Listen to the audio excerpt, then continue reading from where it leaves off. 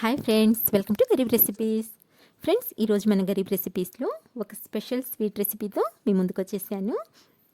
Special అని ఎందుకన్నానంటే, ఈ స్వీట్ని నేను ఈరోజు ఎలాంటి పిండి వాడకుండా ప్రిపేర్ చేయబోతున్నాను. చూడ్డానికైతే అచ్చం మనకు గులాబ్ జామున్ లాగే అనిపిస్తున్నాయి కదండి, కానీ గులాబ్ జామున్ అయితే కాదు. చాలా టేస్టీగా ఉంటుందండి ఈ స్వీట్. అంతే కదండి, మీకు ఎప్పుడైనా స్వీట్ తినాలనిపిస్తే అప్పటికప్పుడు కేవలం 10 నిమిషాల్లో నోట్లో వేసుకుంటే వెన్నెలా కరిగిపోయి ఈ టేస్టీ స్వీట్ని చాలా ఈజీగా ప్రిపేర్ చేసుకోవచ్చండి. తప్పకుండా ట్రై చేయండి. దీనికోసం నేను ఇక్కడ ఫస్ట్ 1 కప్పు పుట్నాల పప్పును తీసుకున్నానండి.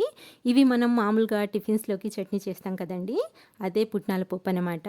ఇప్పుడు మనము ఈ పుట్నాల పప్పుని ఒక మిక్సర్ జార్లోకి వేసుకొని మెత్తగా పౌడర్ లాగా గ్రైండ్ చేసి తీసుకుందాము. చాలా మెత్తగా గ్రైండ్ చేసుకోవాలండి. చూస్తున్నారు కదా, ఈ విధంగా ఫైన్గా గ్రైండ్ చేసి తీసుకోవాలన్నమాట. ఇప్పుడు మనము ఈ పొడిని రెడీగా పక్కన పెట్టుకొని, ఇప్పుడైతే స్టవ్ ఆన్ చేసుకొని ఒక గిన్నె పెట్టుకొని, ఇందులోకి ఏ కప్పుతో అయితే మనము పుట్నాల పప్పు తీసుకున్నామో సేమ్ కప్పుతో 1 కప్పు బెల్లం తురుముని తీసుకోండి. అలాగే ఇందులోకి 1 కప్పు వాటర్ని యాడ్ చేసుకోండి. అంటే మనము బెల్లం ఎంత తీసుకుంటామో సేమ్ వాటర్ కూడా అంతే తీసుకోవాలన్నమాట. ఇప్పుడు ఇందులోకి ఒక 4-5 యాలకుల్ని ఇలా మెత్తగా దంచి ఈ పొడిని కూడా యాడ్ చేసేయండి. గ్యాస్ని మీడియం ఫ్లేమ్లో పెట్టుకొని ఈ బెల్లాన్ని ఇలా కలుపుకుంటూ కరిగించుకోవాలి. ఫ్రెండ్స్, ఇక్కడ మనకు ఈ బెల్లం అనేది పాకం రావాల్సిన అవసరం ఏమీ లేదండి. జస్ట్ ఇలా మెల్ట్ అయ్యి రోలింగ్ బాయిల్ అయితే సరిపోతుందన్నమాట. ఇలా ఎప్పుడైతే ఈ వాటర్ ఉడకటం మొదలవుతాయో ఇప్పుడు మనము ఈ వాటర్ని తీసి పక్కన పెట్టేసుకుందాము. ఇప్పుడు స్టవ్ మీద వేరొక ప్యాన్ పెట్టుకొని ఇందులోకి ఒక 2-3 టేబుల్ స్పూన్ల వరకు నెయ్యిని వేసి కరిగించుకుందాము. నెయ్యి మొత్తం చక్కగా కరిగిపోయిన తర్వాత ఇందులోకి మనం ముందుగా గ్రైండ్ చేసి పెట్టుకున్నాం కదండి పుట్నాల పప్పు పొడి, ఈ పొడిని యాడ్ చేసుకోండి. ఇప్పుడైతే గ్యాస్ని లో ఫ్లేమ్లోకి అడ్జస్ట్ చేసుకొని ఈ పుట్నాల పప్పు పొడిని లో ఫ్లేమ్ మీద ఒక 5-6 నిమిషాల వరకు చక్కగా ఫ్రై చేసుకోవాలి. ఈ పొడి ఫ్రై చేసుకునే కొద్దీ మనకు కలర్ అనేది కొంచెం చేంజ్ అవుతూ వస్తుందండి. ఇక్కడ చూస్తున్నారు కదా, ఇలా ఫస్ట్ అయితే కొంచెం పొడి పొడిగా ఉంటుందన్నమాట. మనం ఫ్రై చేసే కొద్దీ ఇలా కొంచెం ముద్దగా మారుతుంది. అలాగే కొంచెం కలర్ కూడా చేంజ్ అవుతూ వస్తుందండి. ఇలా ఒక 5-6 నిమిషాల పాటు ఫ్రై చేసుకున్న తర్వాత మనకు ఈ విధంగా అయితే రెడీ అవుతుంది. ఇందులో నుంచి మనం వేసిన నెయ్యి అయితే కొంచెం ఇలా సపరేట్ అవ్వడం మొదలవుతుందన్నమాట. కరెక్ట్గా ఇదే స్టేజ్లో ఇప్పుడు మనము కరిగించి పెట్టుకున్నాం కదండి బెల్లం వాటర్, ఈ వాటర్ని ఇందులోకి ఫిల్టర్ చేసి యాడ్ చేసుకోండి. ఇలా ఫిల్టర్ చేయడం వలన ఇందులో ఏమైనా దుమ్మున్నా, అలాగే మనము యాలకుల పొడి వేసాం కదండి, ఆ ఫ్లేవర్ కూడా ఈ వాటర్లో చక్కగా కలిసిపోయి మనకు పిప్ అనేది సపరేట్ అయిపోతుందన్నమాట.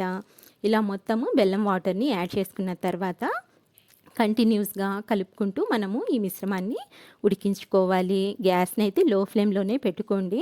అప్పుడే మనం చేసే స్వీట్ చాలా పర్ఫెక్ట్గా చాలా టేస్టీగా ఉంటుందండి. ఇలా కలుపుకుంటూ ఉడికించే కొద్దీ మనకు ఇలా కాస్త చిక్కబడుతూ వస్తుందన్నమాట. చూస్తున్నారు కదండి, ఇలా కంటిన్యూస్గా అయితే కలుపుకుంటూ ఉడికించుకోవాలండి. ఇలా ఒక 4-5 నిమిషాలు ఉడికిన తర్వాత మనకు ఈ మిశ్రమము అంటే ఈ స్వీట్ ఇలా కొంచెం దగ్గర పడుతుంది. ఇది మనకు ఇంకా చిక్కగా రావాలండి. చూస్తున్నారు కదా, ఇక్కడైతే ఇంకాస్త దగ్గర పడింది, కొంచెం థిక్గా అయ్యింది కదా. ఇది మనకి ఇంకాస్త గట్టి పడాలండి. మరో 4-5 నిమిషాల వరకు లో ఫ్లేమ్ మీద కంటిన్యూస్గా ఇలా కలుపుకుంటూ ఉడికించుకోవాలి. ఇక్కడ చూస్తున్నారు కదండి, మనకు ఎప్పుడైతే ప్యాన్ నుంచి ఇలా సపరేట్ అవుతుందో, అంటే ప్యాన్కి ఏ మాత్రం అంటుకోకుండా చూడండి ఎలా సపరేట్గా అవుతుందో, అలాగే ఇందులో నుంచి నెయ్యి కూడా రిలీజ్ అవ్వడం మొదలైందనమాట. ఇది పర్ఫెక్ట్ కన్సిస్టెన్సీ అండి మనం చేసే స్వీట్ కోసము. ఇదే స్టేజ్లో స్టవ్ ఆఫ్ చేసేసుకొని ఇప్పుడు మనం దీన్ని పక్కకు తీసేసుకుందాము.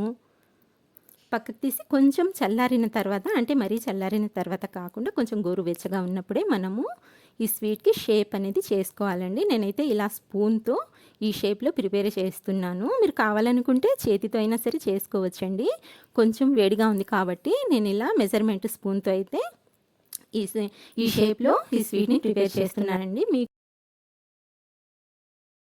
మీరైతే మీకు నచ్చిన షేప్లో దీన్ని ప్రిపేర్ చేసుకోండి. ఎలా చేసుకున్నా సరే చాలా బాగుంటుందండి. వద్దు అనుకుంటే డైరెక్ట్గా ఇలాగే సర్వ్ చేసి తీసుకోవచ్చండి, మీ ఇష్టము. చాలా అంటే చాలా టేస్టీగా ఉంటుంది.